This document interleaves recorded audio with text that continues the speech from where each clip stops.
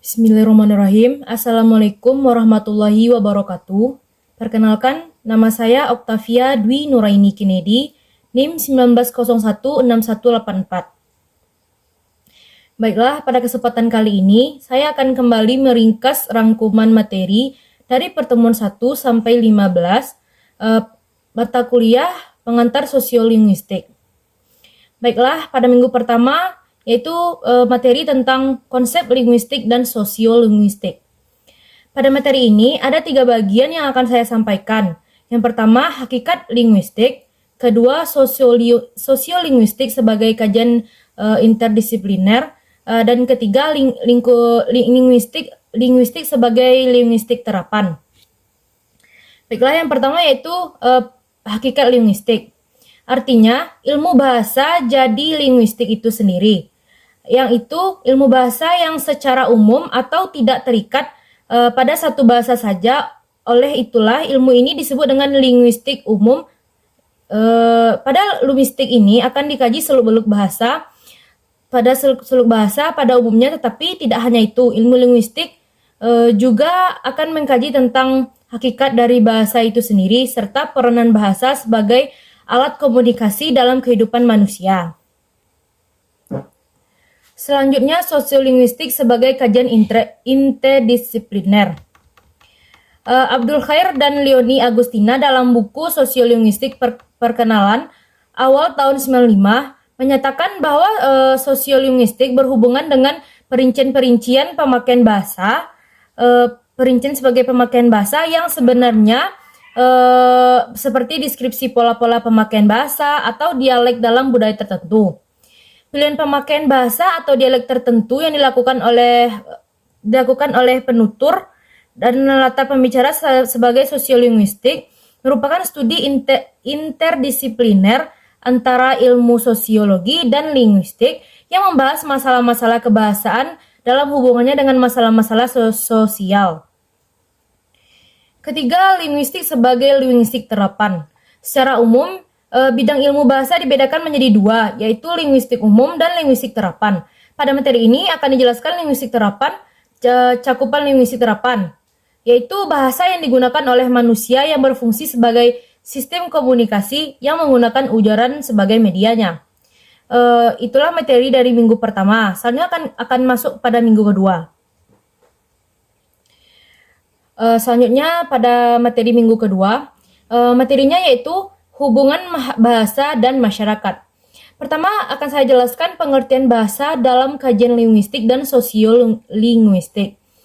Holiday dalam Sumarsono 2008 menyatakan bahwa pendahuluan sosiolinguistik sebagai linguistik institusional berkaitan dengan tautan bahasa dengan orang-orang yang memakai bahasa itu. Sosiolinguistik mengacu pada pemakaian data kebahasaan dan menganalisis ilmu-ilmu lain yang menyangkut kehidupan sosial dan sebaliknya. Pada materi ini terdapat 3 batasan yang diberikan tentang sosiolinguistik. Yang pertama bahasa kedua masyarakat, dan ketiga hubungan antara masyarakat. Selanjutnya pengertian masyarakat dalam kajian sosiolinguistik menurutnya yaitu sosiologi masyarakat tidak dipandang sebagai suatu kumpulan individu. Jadi masyarakat adalah suatu pergaulan hidup karena manusia hidup bersama, merupakan suatu sistem yang terbentuk karena hubungan antara anggota-anggota masyarakat tersebut. Hubungan antara bahasa dan masyarakat, bentuk dari hubungan bahasa dan masyarakat adalah adanya hubungan antara bentuk-bentuk bahasa tertentu yang disebut dengan variasi ragam atau dialek dengan penggunaan untuk fungsi-fungsi tertentu dalam masyarakat. Selanjutnya, sosiolinguistik dan sosiologi bahasa adalah ilmu interdisipliner, artinya terdiri atas bidang sosiologi dan linguistik. Dalam istilah sosiolinguistik, sosio berarti aspek utama dalam penelitian dan merupakan ciri umum di bidang ilmu tersebut.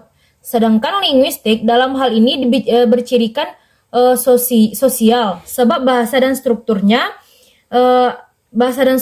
hanya dapat berkembang dalam suatu masyarakat tertentu. Jadi dapat disimpulkan bahwa sosial linguistik lebih berhubungan dengan perincian-perincian penggunaan bahasa yang sebenarnya, sedangkan sosiologi bahasa lebih berhubungan dengan faktor-faktor yang saling bertimbal balik dengan bahasa. Baiklah, kita masuk pada minggu ketiga. Materinya tentang kontak bahasa dan diglosia. Pertama, saya akan menjelaskan pengertian kontak bahasa. Menurut Abdul Khair menyatakan bahwa fungsi utama bahasa adalah sebagai alat komunikasi untuk membuat penggunanya melakukan kontak dengan bahasa. Kedua yaitu menurut Mankey dalam Rahardi 2001 menyatakan bahwa kontak bahasa adalah peristiwa saling mempengaruhi antara bahasa yang satu dengan bahasa yang lain yang terjadi secara langsung maupun tidak langsung. Dapat disimpulkan dari pendapat kedua para ahli bahwa kontak bahasa adalah suatu kegiatan timbal balik yang saling mempengaruhi antara bahasa yang satu dengan bahasa yang lain, baik itu terjadi secara langsung pada masyarakat maupun tidak langsung dalam lingkungan masyarakat. Ada lagi menurut Khair Agustina, peristiwa-peristiwa kebahasaan yang mungkin terjadi sebagai akibat adanya kontak bahasa. Peristiwa ini disebut dengan bilingualisme. Bilingualisme diglosia. Ahli kode campur, kode inferensi, integrasi, konvergensi, dan pergeseran bahasa. Baiklah, saya akan menjelaskan satu persatu akibat dari adanya kontak bahasa. Pertama yaitu bilingualisme. Terjadi pada penutur yang telah menguasai bahasa pertama. Kemudian ia juga mampu berkomunikasi dengan bahasa kedua secara bergantian dengan baik. Bilinguisme merupakan penguasaan seseorang terhadap dua bahasa atau lebih dengan sama baiknya. Kedua, disklosia diplosia adalah keadaan suatu masyarakat di mana terdapat dua variasi dari satu bahasa yang hidup berdampingan dan masing-masing mempunyai peranan tertentu. Ketiga, ahli kode adalah gejala peralihan pemakaian bahasa karena perubahan situasi yang disebabkan oleh datangnya orang ketiga dan dilakukan secara sadar dan sengaja dengan sebab tertentu. Keempat, campur kode. Yaitu terjadi apabila seseorang menggunakan satu kata atau frasa dalam suatu bahasa. Yang kelima, inferensi adalah penyimpangan nama bahasa yang terjadi di dalam tuturan dwibahasawan sebagai akibat dari pengenalan lebih dari satu bahasa dan kontak bahasa itu sendiri. Keenam, integrasi. Integrasi bahasa adalah bahasa dengan unsur-unsur aman dan bahasa asing yang dipakai dan dianggap bukan unsur pinjaman. Ketujuh, konvergensi adalah proses yang terjadi dalam integrasi lazim, yaitu ketika sebuah kata sudah ada pada tingkat integrasi, artinya kata serapan itu sudah disetujui. 8. Pergeseran bahasa adalah bahasa menyangkut masalah penggunaan bahasa oleh seseorang penutur atau sekelompok penutur yang terjadi akibat berpindahnya dari suatu masyarakat ke tutur masyarakat lain. Selanjutnya, keterkaitan kedua kebahasaan dengan kontak bahasa. Kontak bahasa dan kebudayaan mempunyai hubungan yang erat antara satu sama lain. Beberapa teori mengenai hubungan ini, bahasa dengan kebudayaan secara garis besar, teori tersebut dikelompokkan menjadi dua, yaitu hubungan yang bersifat subordinatif, di mana bahasa di bawah lingkup kebudayaan, dan hubungan yang bersifat koordinatif, yaitu hubungan yang sederajat dengan kedudukan yang sama tinggi. Baiklah, masuk pada minggu keempat. Materinya yaitu kontak bahasa dan diglosia. Adanya kontak bahasa sedikit banyaknya akan berakibat pada pemakaian bahasa yang dapat dengan mudah memakai dua bahasa secara bergantian. Pengertian diglosia itu sendiri adalah pengertian diglosia itu sendiri adalah keadaan suatu masyarakat di mana terdapat dua variasi dan satu bahasa yang hidup berdampingan dan masing-masing mempunyai peranan tertentu pada ragam tinggi dan ragam rendah. Selanjutnya pada materi minggu kelima tentang kedwibahasaan. Pertama saya akan menjelaskan hakikat kedwibahasaan. Kedwibahasaan adalah masyarakat yang mampu berbahasa dalam dua secara sempurna atau seseorang yang biasa menggunakan dua bahasa secara bergantian dalam proses interaksi sosialnya. Kedua, keterkaitan kebahasaan dengan kontak bahasa kedwibahasaan dengan kontak bahasa memiliki yang sangat erat di mana kontak bahasa terjadi apabila dua bahasa atau lebih dipakai secara bergantian sehingga mengakibatkan terjadi transfer yaitu pemindahan atau peminjaman unsur dari bahasa satu ke bahasa lain sehingga dapat menimbulkan kedwibahasaan. Dapat disimpulkan bahwa kedua bahasaan berkaitan dengan kontak bahasa karena kedua bahasa merupakan pemakaian dua bahasa yang dilakukan oleh penutur secara bergantian dalam melakukan kontak sosialnya. Baik, masuk pada minggu ke-6, yaitu lanjutan dari materi pertemuan kelima tentang kebahasaan. Pada pertemuan ini terdapat 5 jumlah soal, baik saya akan menjelaskan yang pertama. Jelaskan keterkaitan antara kedua bahasa dan dengan kontak bahasa. Kedua bahasa dan kontak bahasa memiliki keterkaitan, yaitu kontak bahasa terjadi apabila dua bahasa atau lebih dipakai secara bergantian, sehingga mengakibatkan terjadinya transfer, yaitu pemindahan unsur dari bahasa satu ke bahasa lain, yang dapat menimbulkan kedwibahasaan. Kedua, jelaskan pengukuran tingkat kedua secara kualitatif dan kuantitatif. Pengukuran tingkat kedua bahasaan secara kuantitatif dapat dilakukan dengan memberikan atau menggunakan tes keterampilan berbahasa pada masing-masing bahasa. Sedangkan pengukuran tingkat kedua bahasa secara kualitatif dapat dilakukan dengan mendeskripsikan kemampuan berbahasa seseorang dari masing-masing bahasa dengan menggunakan indikator elemen, kemudian dikorelasi untuk menentukan keterampilan berbahasa. Soal ketiga, jelaskan efek kedua kebahasaan secara sosiologis dan psikologis. Pertama yaitu secara sosiologis. Efek kedua kebahasaan pada seseorang adalah dapat menggunakan dua bahasa secara bersamaan dan bergantian dalam kontak sosial dengan masyarakat. Terangkan secara psikologisnya. Psikologisnya itu memiliki kedua bahasaan dalam dirinya. Sangat mengembangkan karena meskipun baru belajar dan bahasa belum digunakan secara aktif atau sudah aktif, dapat menggunakan dua bahasa secara bergantian mempermudah penutur dalam melakukan komunikasi.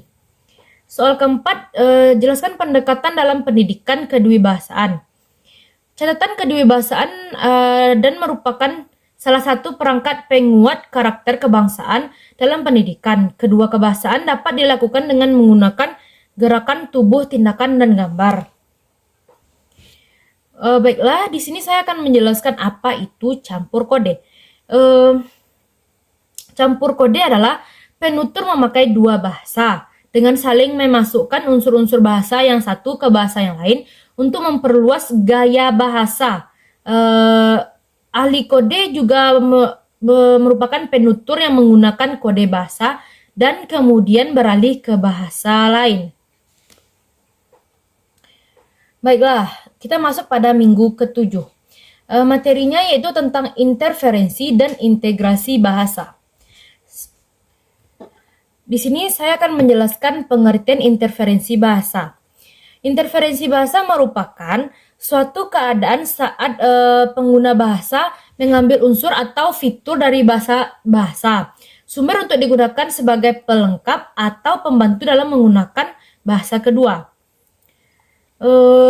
Selanjutnya, kedua tataran interferensi pertama, yaitu interferensi dalam bidang fonologi, mencakup jika penutur bahasa Jawa mengucapkan kata-kata berupa tempat yang berawalan bunyi B, D, dan J Seperti pada kata Bandung, orang Jawa mengucapkannya Bandung. Selanjutnya, interferensi dalam bidang morfologi. Interferensi ini terjadi dalam pembentukan kata dengan menyerap afiks sufiks bahasa.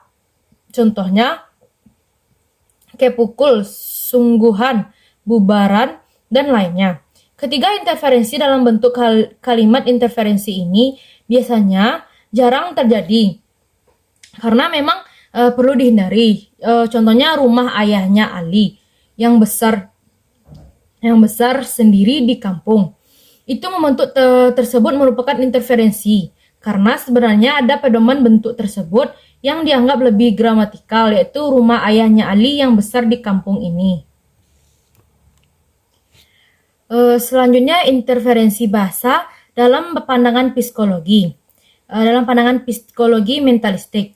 Dalam pandangan kaum mentalistik, interferensi bahasa bukanlah disebabkan oleh pengaruh penguasaan bahasa ibu atau bahasa pertama. Karena individu berbahasa lain interferensi ditempatkan sebagai suatu proses dalam pembelajaran.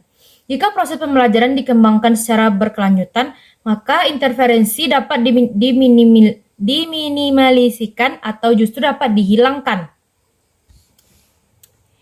Baiklah, kita akan masuk pada minggu ke-8, yaitu materinya tentang implementasi, interferensi, dan integrasi bahasa.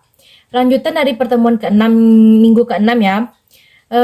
Pertama yaitu pengertian interferensi dan implikasi interferensi. Adalah kekeliruan yang disebabkan oleh adanya kecenderungan membiasakan pengucapan suatu bahasa terhadap bahasa lain, mencakup pengucapan satu bunyi, tata bahasa, dan kosakata. Salah satu bentuk implementasi interferensi yaitu dalam menguasai dua bahasa atau lebih. Yang pertama kali dipengaruhi mendasari bahasa seseorang, umumnya yaitu bahasa ibu. Kemudian implikasi dan tataran interferensi. Syair dan Agustina menyebutkan bahwa ada 4 macam interferensi yang terjadi dalam bahasa Indonesia, yaitu interferensi fonologi, interferensi morfologis, interferensi sintaksis, dan interferensi semantik. Selanjutnya, interferensi bahasa dalam pandangan psikologi behavioral. Pandangan psikologi behavioral menekankan perhatian pada aspek yang dirasakan secara langsung pada perilaku berbahasa, serta hubungan antara stimulus dan respon pada dunia sekelilingnya. Keempat itu interferensi bahasa dalam pandangan psikologi mentalistik. Ini berisikan suatu proses akal dengan cara melihat ke dalam diri sendiri setelah suatu rangsangan terjadi. Bentuk implikasinya yaitu dalam kesalahan bahasa. Integrasi bahasa. Integrasi bahasa merupakan suatu proses membawa elemen struktural dari bahasa lama ke bahasa baru. Salah satu bentuk implikasi dari integrasi bahasa adalah seseorang atau beberapa orang penutur bahasa menggunakan unsur bahasa tertentu sebagai pinjaman, seperti pada kata radio sudah dianggap sebagai kosakata bahasa Indonesia baku. Berarti unsur bahasa kata radio tersebut sudah berintegrasi dengan bahasa Indonesia, karena sebenarnya kata itu berasal dari bahasa Inggris yaitu radio. Baiklah, pada pertemuan 9 kemarin kita melakukan UTS, jadi tidak ada materi. Kita masuk pada pertemuan ke-10. Pada pertemuan 10, kita membahas tentang variasi bahasa. Konsep dasar variasi, ragam, langgam, laras, dan bahasa. Variasi bahasa adalah wujud pemakaian bahasa yang berbeda oleh penutur karena faktor-faktor tertentu dan terjadi variasi bahasa. Bukan hanya disebabkan oleh penutur yang heterogen, tetapi karena kegiatan interaksi sosial dua ragam bahasa. Ragam bahasa bentuknya beragam atau bermacam-macam karena beberapa hal atau faktor seperti pemakaian bahasa yang berbeda-beda. 3 langgam bahasa dalam masyarakat Indonesia yang mengenal tata krama tertentu dalam berbahasa disebabkan oleh konteks komunikasi. 4 laras kata Laras lebih dipandang dengan kata bahasa Inggris, yaitu register, yang artinya ragam bahasa yang di dalamnya memiliki ciri variasi yang khas yang dikaitkan dengan bidang kerja atau profesi di bidang keilmuan tertentu. Kita lanjut, kajian tentang variasi bahasa dalam interdisipliner keilmuan. Secara khusus berkembang beberapa interdisipliner keilmuan. Yang pertama, variasi bahasa ditinjau dari variasi formalitas komunikasi. Kedua, artinya bahasa dari segi penutur. Ketiga, variasi bahasa berdasarkan pemakaiannya. Dan keempat, variasi bahasa secara segi situasi. Selanjutnya, pengklasifikasian variasi bahasa. Berdasarkan pengklasifikasian variasi bahasa dapat dibedakan menjadi 8, yaitu bahasa ibu, bahasa daerah, lingua franca, bahasa nasional, bahasa negara, bahasa pengantar, bahasa persatuan, dan bahasa resmi. Baik, kita masuk pada pertemuan ke-11. Materinya yaitu tentang implikasi variasi bahasa dalam pembelajaran bahasa Indonesia.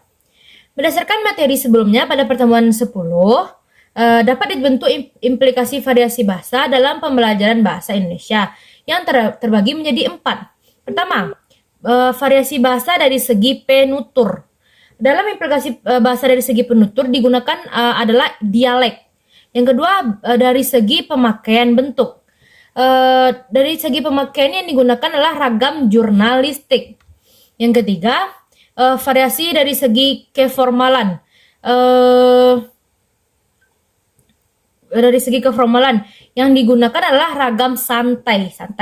Yang keempat, dari segi sarana implementasi. Digunakan adalah variasi bahasa tulis. Baik, masuk pada minggu ke-12. Materinya tentang sikap bahasa, pemilihan bahasa, dan pembakuan bahasa. Sikap bahasa adalah menyangkut keyakinan atau komisi mengenai bahasa atau objek bahasa yang memberikan kecenderungan kepada seseorang untuk bereaksi dengan cara tertentu yang disenanginya. Adapun komponen sikap bahasa yaitu komponen kognitif, komponen efektif, dan komponen konatif. Selanjutnya, pemilihan bahasa. Pemilihan bahasa adalah tindakan dalam menggunakan bahasa terpilih pada situasi tertentu yang terdiri dari komponen yaitu partisipan, latar, topik, dan fungsi. Kemudian, pembakuan bahasa. Pembakuan bahasa pemilihan salah satu variasi yang diangkat untuk mendukung fungsi-fungsi tertentu dan ditempatkan di atas variasi yang lain. Pembakuan bahasa ini merupakan suatu proses pemilihan salah satu ragam bahasa untuk dijadikan bahasa baku, di mana bahasa baku adalah salah satu variasi atau ragam bahasa yang dijadikan tolak ukur sebagai bahasa yang baik. Baik, pada pertemuan 13. Minggu ke-13 ini kita membahas tentang sikap bahasa, pemilihan, dan pembakuan bahasa. Itu tuh lanjutan dari materi minggu ke-13. Merupakan kelanjutan dari materi pertemuan sebelumnya, struktur linguistik bahasa baku. Pertama, pengertian bahasa baku adalah bahasa yang digunakan dalam berkomunikasi tentang ilmu pengetahuan baik secara lisan maupun tulisan. Dua, perencanaan pembakuan bahasa. Perencanaan pembakuan bahasa ada 4, yaitu jenis pemilihan konsep, perencanaan, pertimbangan praktis, dan pertimbangan lainnya. 3, pemeliharaan ragam baku.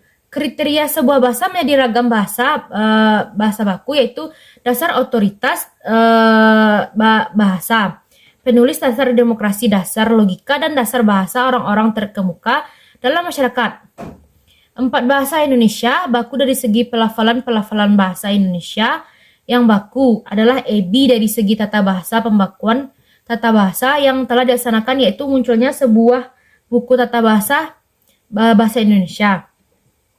Kebakuan kosakata bahasa Indonesia dilihat dari ejaan, pelafalan, bentuk dari sumber pengambilan.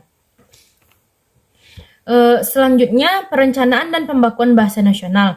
Bahasa nasional merupakan sebuah bahasa dalam politik budaya dan unit-unit sosial. secara umum dikembangkan sebagai sebuah simbol dari persatuan nasional yang mempunyai fungsi untuk mengidentifikasi sebuah negara dan mempersatukan rakyatnya. Baik, selanjutnya pada minggu ke-14. Minggu ke-14 yaitu materinya tentang pendayagunaan sosiolinguistik dalam pembelajaran bahasa Indonesia. Pendayagunaan sosiolinguistik dalam metode pembelajaran bahasa Indonesia beraliran behavioral. Salah satu metode bahasa yang dilatar belakangi oleh psikologi behavioral adalah metode audiolingual. Pendayagunaan sosiolinguistik dalam metode pengajaran bahasa yang beralihkan mentalistik. Salah satu pembelajaran bahasa yang didasarkan atas psikologi mentalistik adalah metode komunikatif yang dikenal dengan pendekatan komunikatif. Baik, itu hanya materi 14. Terakhir yaitu pada minggu ke-15. Materinya tentang membuat rancangan skenario pembelajaran bahasa yang bernuansa sosiolinguistik, rumusan skenario pembelajaran dari KD dalam pembentukan RPP 1 kali pertemuan yang memuat pembukuan isi dan penutup. Kedua, menggunakan pendekatan saintifik. Ketiga, membuat komponen RPP lengkap dari identitas mata pelajaran. Baiklah, hanya itu rangkuman materi yang dapat saya sampaikan pada video ini. Terlebih dan kurangnya saya mohon maaf. Alhamdulillah pada pelajaran ini saya cukup mengerti dengan materi-materi yang telah Ibu paparkan pada e-learning. Dan terima kasih untuk 1 semesternya.